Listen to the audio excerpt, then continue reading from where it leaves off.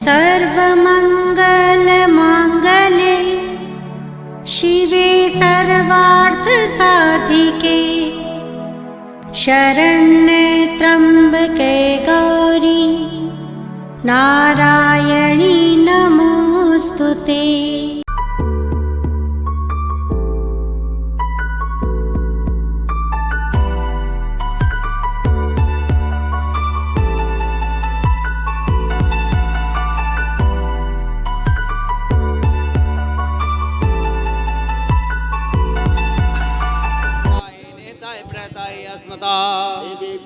हते हरे प्रसीद प्रसीद मातर जगतो अखिलस्य सीदे। ओम चंद्रम ऋणं पवित्रं पापनाशनं ओम याजाहरम जमदग्नि श्रद्धायै मेधायै कामेन्द्रियाय तामहं प्रतिगृह्णामि। ओम पुष्पमालां समर्पयामि। ओम व्यासपुरुषाय नमः।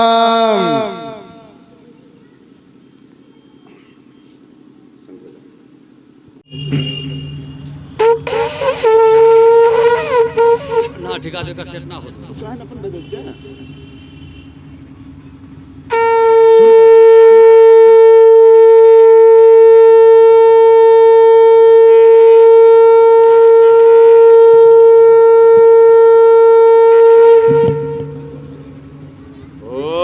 चंद्रमा मनसो जातः चक्षुः सूर्यो जायतः श्रोत्राद् वायुश्च प्राणश्च मुखादग्निर्जायत कदली गर्भसम्भूतं कर्पूरं तु प्रदीप्तम् आरार्तिकं कुर्वे पश्चिमां वरदो भव।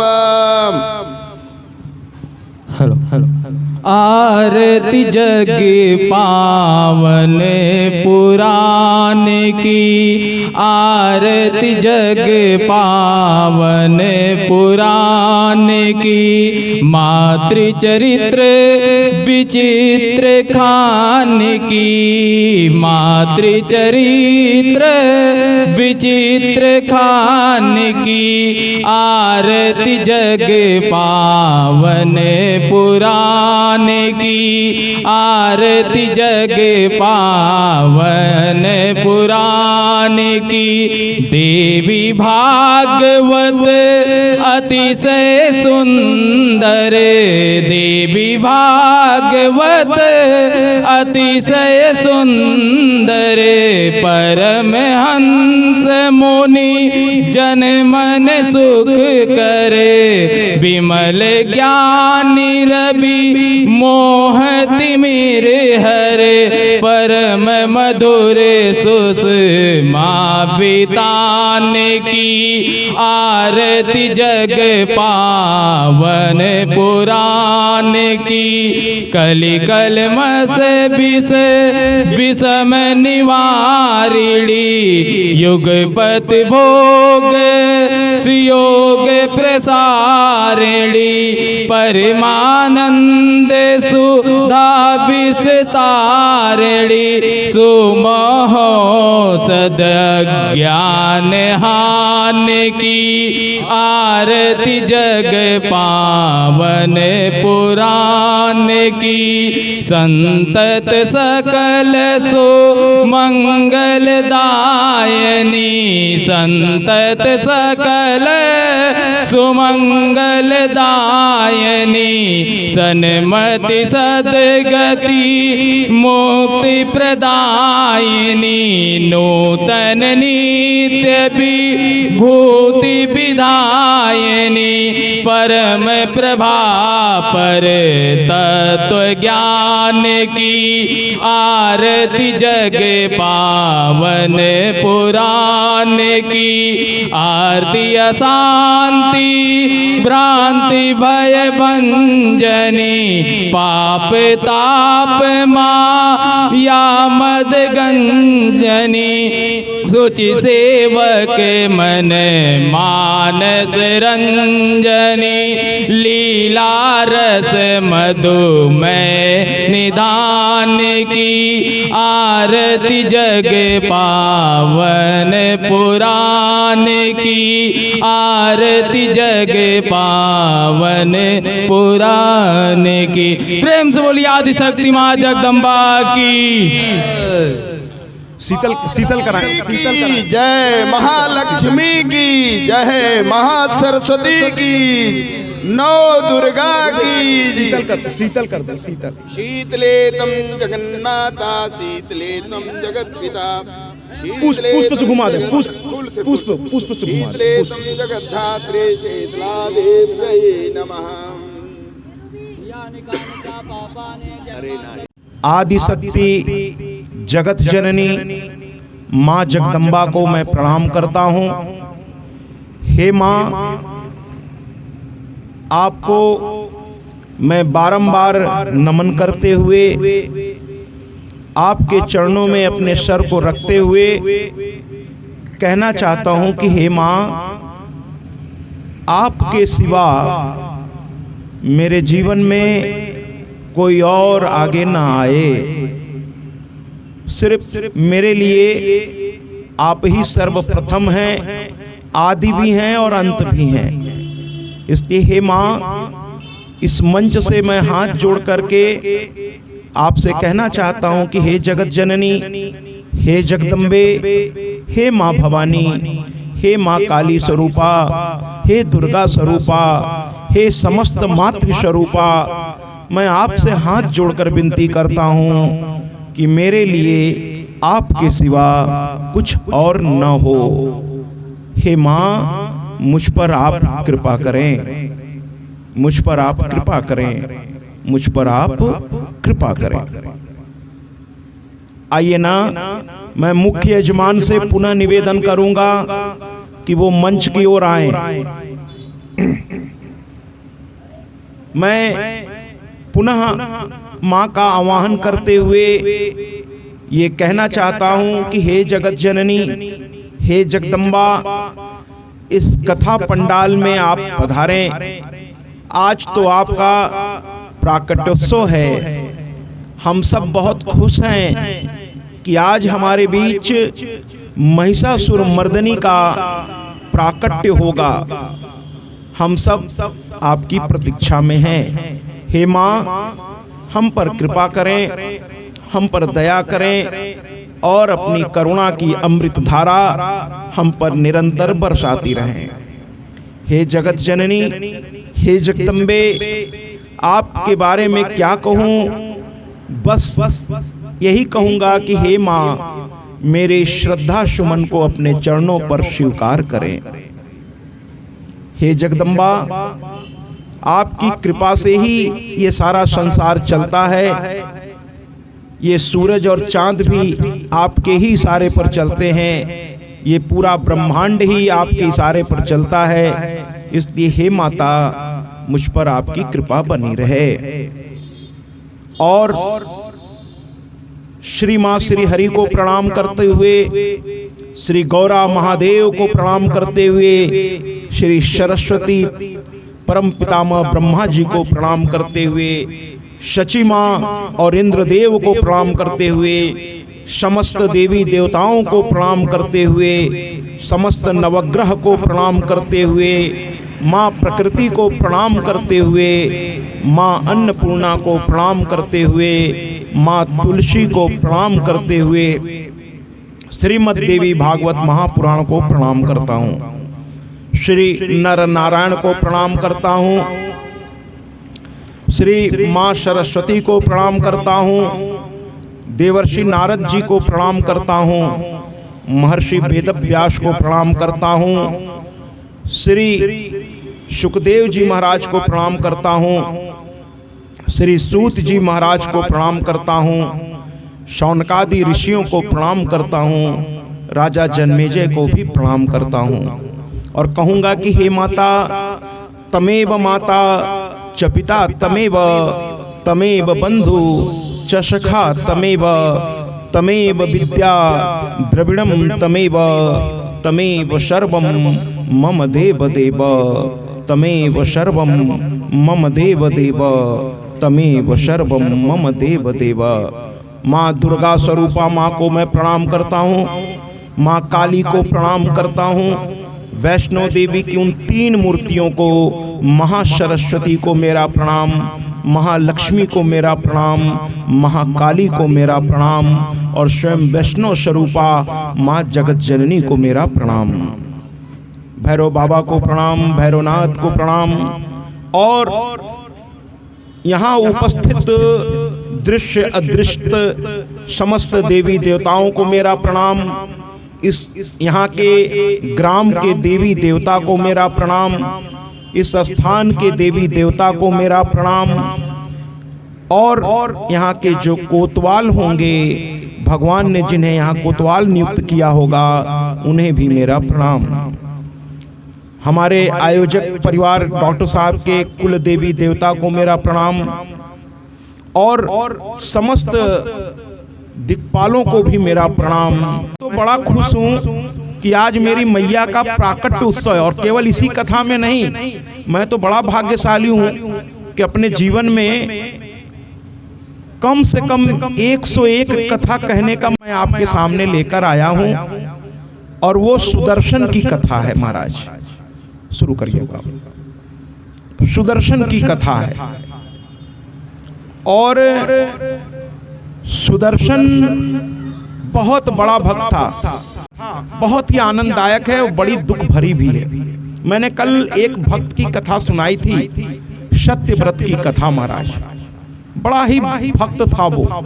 कल बहुतों की आंखों में आंसू था उसकी बातों को सुनकर और आज तो मुझे पूरे विश्वास से मैं कहूँगा कि आज आप में से कुछ लोग, खास तौर पे महिलाएं, अपने आप को रोक नहीं पाएंगी रोने से, क्योंकि आज की कथा बड़ी अलग तरह की है। महाराज सुदर्शन की कथा, ये कोई आम लड़का नहीं है महाराज, ये अयोध्या नरेश ध्रुव संधि का पुत्र है।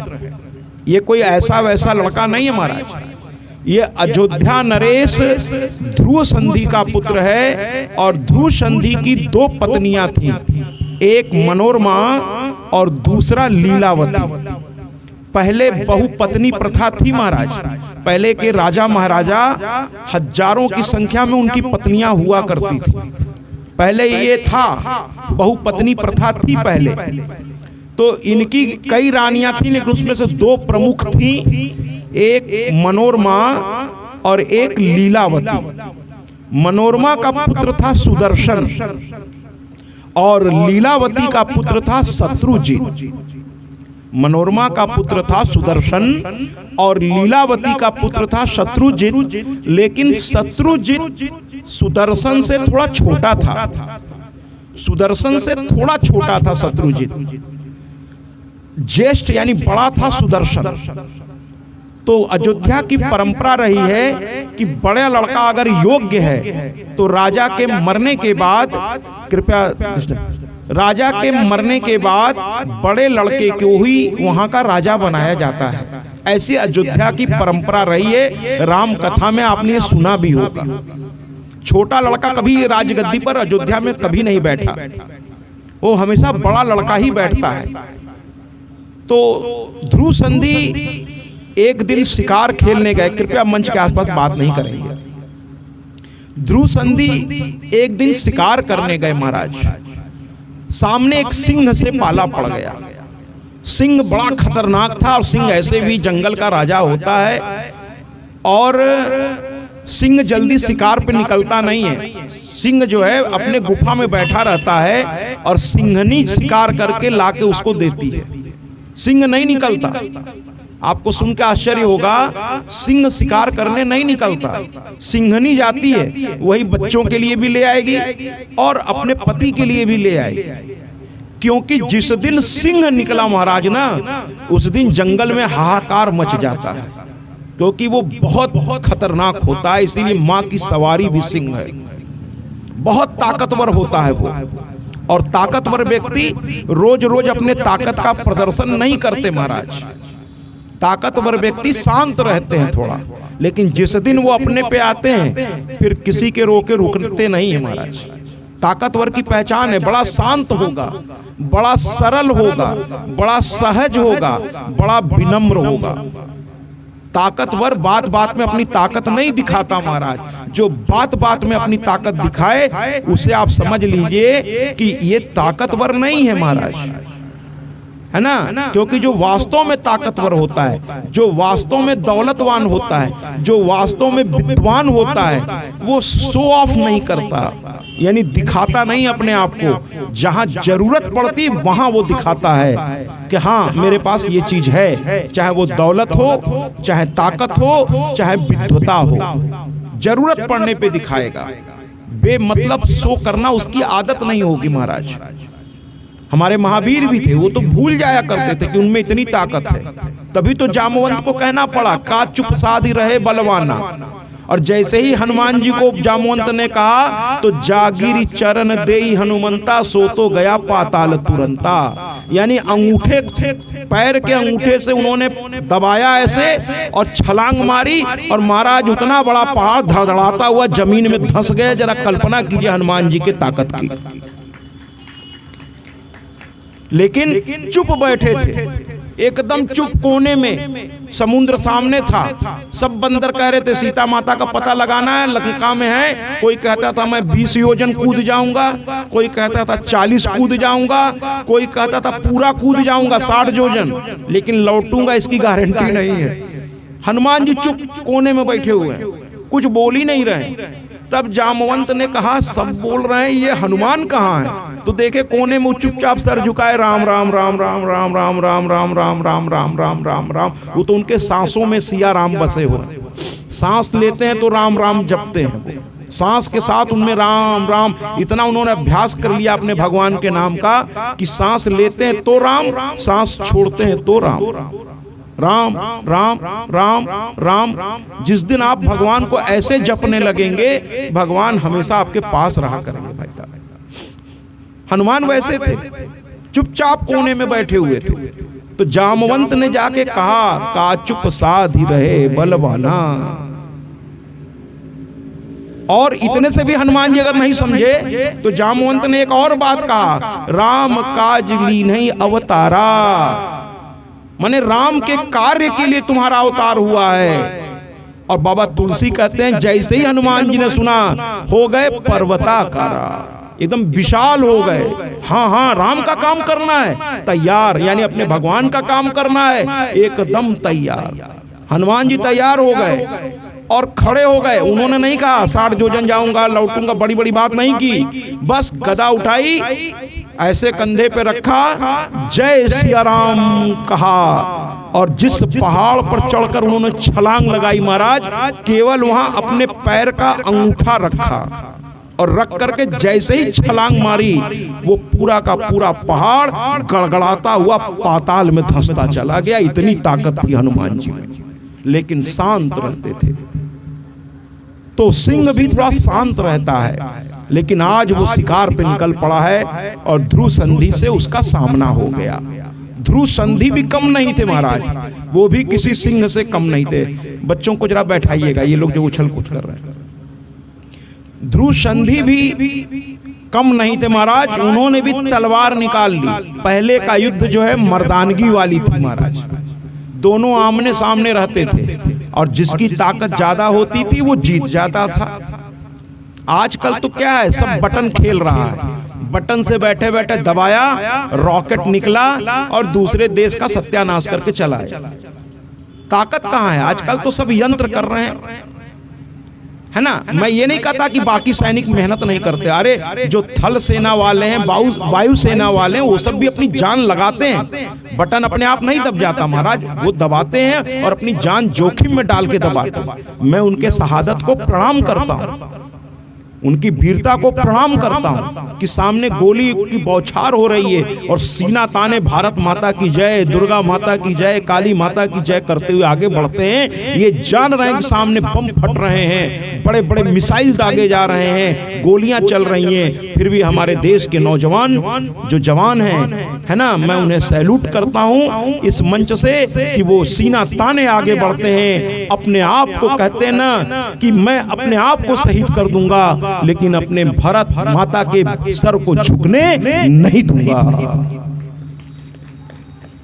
अपने वतन को, उसके झंडे को हमेशा बुलंद रखूंगा। इन शहीदों को मेरा प्रणाम है महाराज। तो वीर आज भी हैं, ऐसा नहीं है कि आज नहीं है।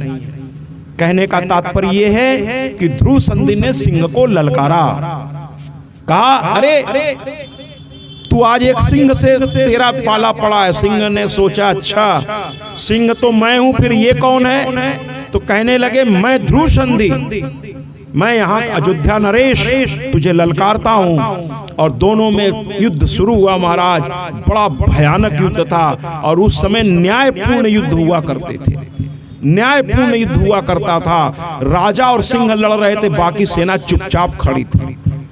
दोनों लड़ रहे, ये नहीं कि बाकी सेना भी मिलकर सिंह पर टूट पड़ी, नहीं, सब बाकी खड़े थे। राजा अकेले लोहा ले रहे थे, क्योंकि एक के साथ एक को ही लड़ना चाहिए। दोनों बराबर का युद्ध हो रहा था, बहुत भयानक युद्ध हुआ। ध्रुव संधि ने कई बार सिंह को उठा के पटक दिया महाराज। ध्रुव संधि ने सिंह को उठाकर पटक दिया। सिंह को गुस्सा आता गया और अंत में उसने पूरी ताकत लगा करके इन पर झपट्टा मारा और झपट्टा मार के सीधे इनके सीने पर उसने पंजा मार दिया महाराज। और पूरा सीना उखाड़ करके मांस सहित उसने बाहर कर दिया। और जैसे ही बाहर किया, ध्रुव संधि गिर करके तुरंत मर गए। अगर सीना ही चोटिल हो जाए तो फिर आदमी को मरते देर नहीं लगती महाराज। तो वो मर गए, ध्रुव संधि मर गए महाराज। अब हाहाकार मच गया कि अयोध्या नरेश मारे गए। तुरंत मंत्री आए, सेनापति आए, सब लोग आए महाराज। दौड़ करके ध्रुव संधि को चारों ओर से घेर लिया गया और सेना ने सिंह को मार गिराया। सिंह भी मारा गया। सेना ने उनको मार गिराया गुस्से में कि आपने हमारे राजा को मारा है और अब मैं आपको नहीं छोड़ सकता। तो सेना ने उन्हें मार गिराया और राजा को सम्मान के साथ ले गए और राजकीय सम्मान के साथ उन्होंने जो है राजा का और्ध्वदेहिक संस्कार किया, यानी अंतिम संस्कार। अंतिम संस्कार बहुत जरूरी होता है महाराज। अंतिम संस्कार अगर ठीक से न हो तो फिर आदमी, ऐसा लोग कहते हैं कि प्रेत योनि में चला जाता है। इसलिए अंतिम संस्कार का बड़ा महत्व है। राजा ध्रुव संधि का अंतिम संस्कार हुआ और अंतिम संस्कार के बाद ध्रुव संधि के बाद अब एक सभा बैठी जिसमें गुरु वशिष्ठ जी बैठे और हुआ कि अयोध्या के नरेश किसको बनाया जाए। तो वशिष्ठ ने कहा जो जेठ होता है, ज्येष्ठ होता है, ज्येष्ठ माने जो सबसे बड़ा होता है, वही अयोध्या की गद्दी पर बैठता है अगर योग्य है तो लोगों ने कहा कि सुदर्शन एकदम योग्य है, बड़ा विनम्र है, अपने पिता से भी ज्यादा बहादुर है और विनम्रता तो उसके बारे में कुछ कहना ही नहीं है महाराज, बहुत विनम्र है वो सुदर्शन। तो लोगों ने कहा कि फिर इसको ही राजा बनाया जाएगा और ज्येष्ठ भी है, बड़ा भी है, योग्य भी है, अपने पिता का सही उत्तराधिकारी भी है। अभी ऐसी चर्चा हो ही रही थी कि शत्रुजीत का जो नाना था वो बड़ा दुष्ट प्रवृत्ति का था। ध्यान से सुनिएगा, बड़ी आनंददायक कथा है। उसका जो नाना था शत्रुजीत का, यानी दूसरी पत्नी का जो लड़का था, उसके नाना युधाजित बड़ा ही दुष्ट प्रवृत्ति का था। वो सेना लेकर अयोध्या पे चला आया और कहने लगा भरी सभा में कि मेरा नाती भले छोटा है लेकिन राजा यही बनेगा। तो सबने कहा ये तो जबरदस्ती की वाली बात है भाई, जब जेठ लड़का है, जब बड़ा लड़का है तो राजा फिर वो बनेगा और योग्य भी है महाराज, ये भी नहीं कि नालायक है। तो फिर राजा दूसरे को बनाने का सवाल कहां से पैदा हो गया। तो युधाजित ने तलवार खींच ली और कहने लगा जो मेरी बात का विरोध करेगा उसे आज मैं मार डालूंगा। अब लोग सन्नाटे में आ गए कि अयोध्या में ये क्या हो रहा है, अयोध्या में ये सब होता नहीं है। लोग सन्नाटे में आ गए। तब तक सुदर्शन के नाना को शंका थी कि युधाजित कुछ कर सकता है, इसलिए वो भी अपने घर से चले आए थे और उनका नाम था वीर सिंह।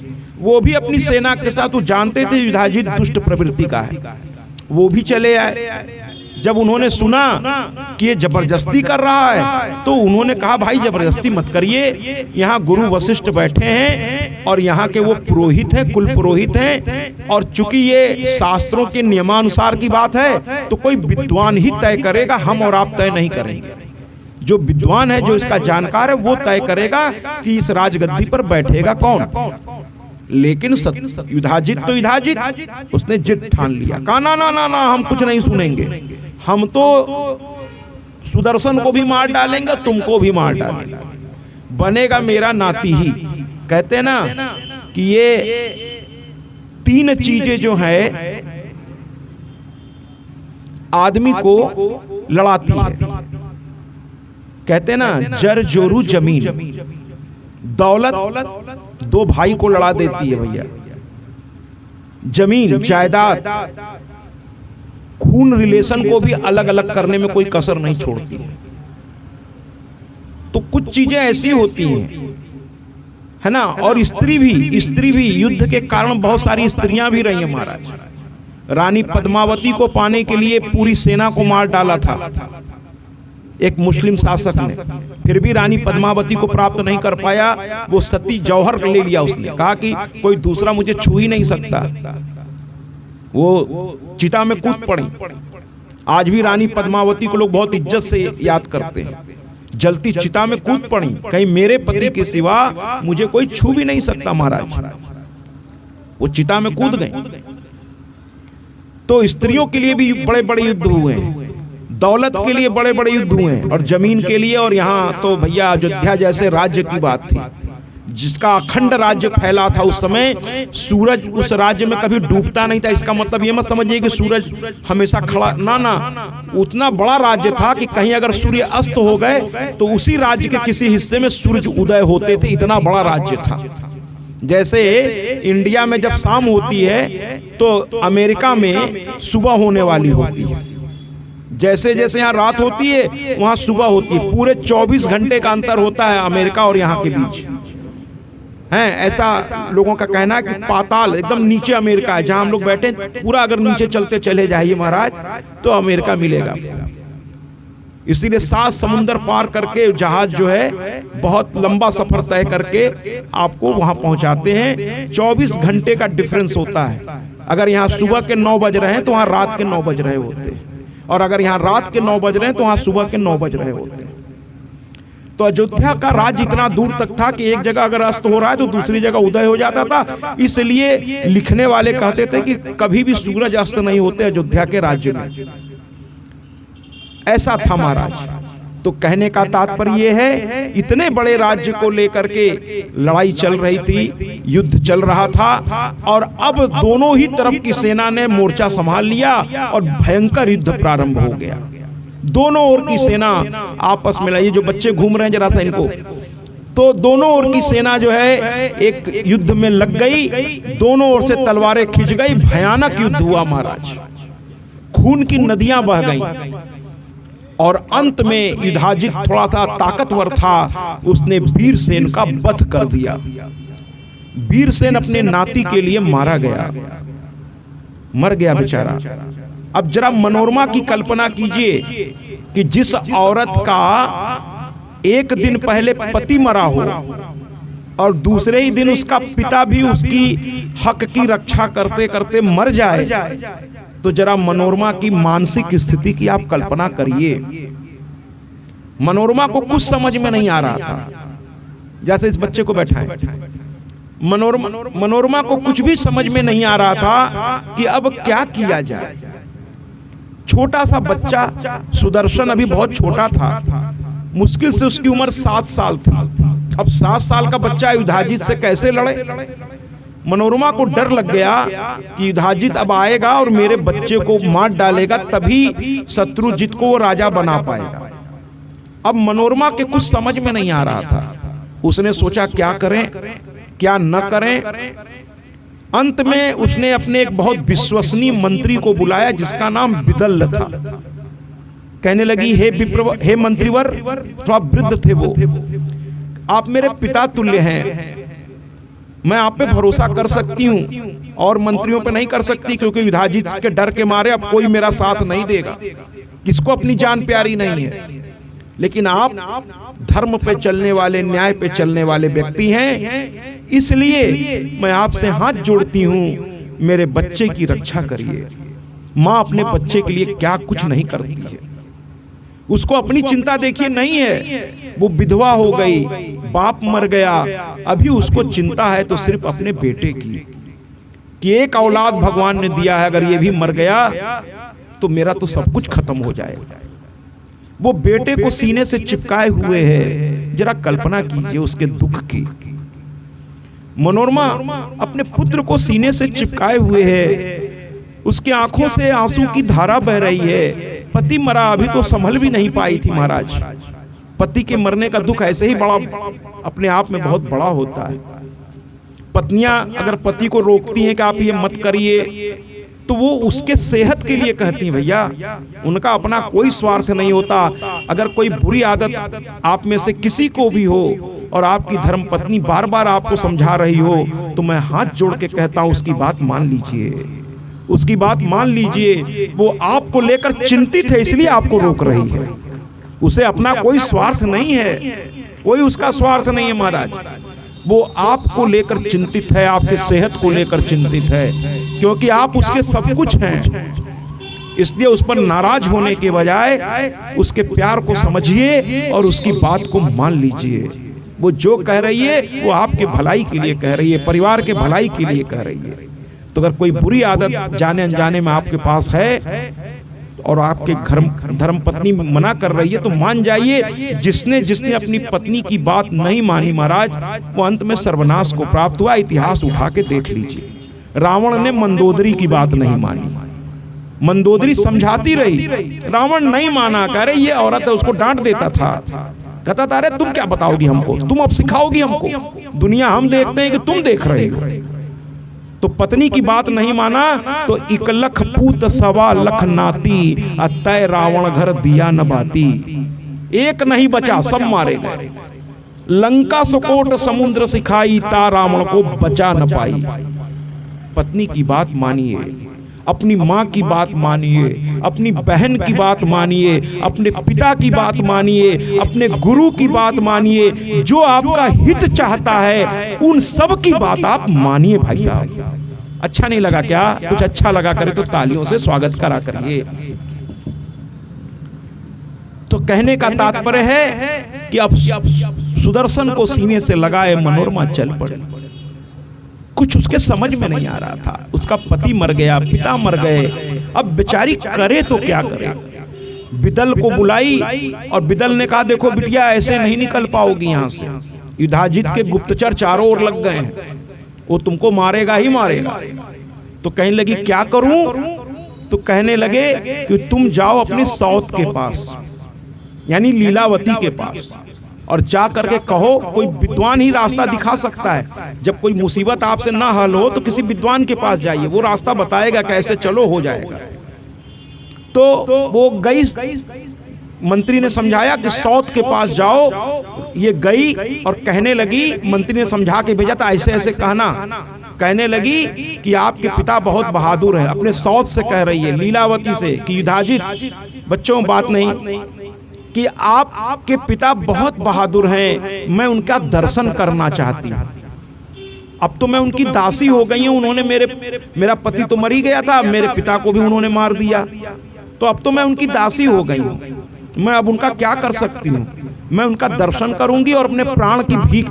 कहे ऐसे ही कहना, जो घमंडी होते ना उनको बहुत आप कह दीजिए अरे आप सब पूछो भैया, तो वो बड़े खुश हो जाते, वो और तन के बैठ जाते हैं। और जो अगर किसी समझदार से आप कहिए कि आप सब कुछ हो, तो वो और झुक के कहेगा अरे नहीं भैया, वो सब देने वाला ऊपर वाला है, मैं कौन हूँ, है ना। जो ऐसा कहता है महाराज, वास्तव में वही कुछ होता है, जो ईश्वर पे सब कुछ डाल देता है। कहते ना, बड़ा बड़ाई ना करे, बड़ी न बोले बोल, हीरा कभी न कहे लाख टका मेरा मोल। हीरा कभी नहीं कहता कि मैं लाख टका का हूँ, वो तो एक पत्थर की तरह पड़ा है, जौहरी पहचान जाते हैं कि ये भैया हीरा है। तो व्यक्ति को आप पहचानिए, वो कभी नहीं कहेगा, जो वाकई कुछ होगा वो कभी आपसे नहीं कहेगा कि मैं कुछ हूँ, वो तो कहेगा अरे मेरी क्या हस्ती, जो है सब ऊपर वाला है, मैया रानी है, ठीक है। तो लेकिन जो अहंकारी है वो होता कुछ नहीं है, लेकिन इज्जत पाकर वो और फूल के बैठ जाएगा। तो मंत्री ने कहा यही करिए, और कोई तरीका नहीं, अहंकारी है ये, इसको इतना सम्मान दीजिए कि इसकी आंखें बंद हो जाए सम्मान के मारे। तो ये गई और जाकर पैर पकड़ ली अपने सौत का, सौत से कही आपके पिता बड़े बहादुर हैं, मैं उनका दर्शन करना चाहती हूँ। सौत भी बड़ी खुश हो गई है, अब मान गई तुम मेरे पिता को? कहे हाँ। तो कहे ठीक है, जाओ दर्शन कर लो उनके, हो सके तो प्राणों की भीख मांग लेना, अगर दे दिए तो ठीक, नहीं तुम्हारी तो जाओगी।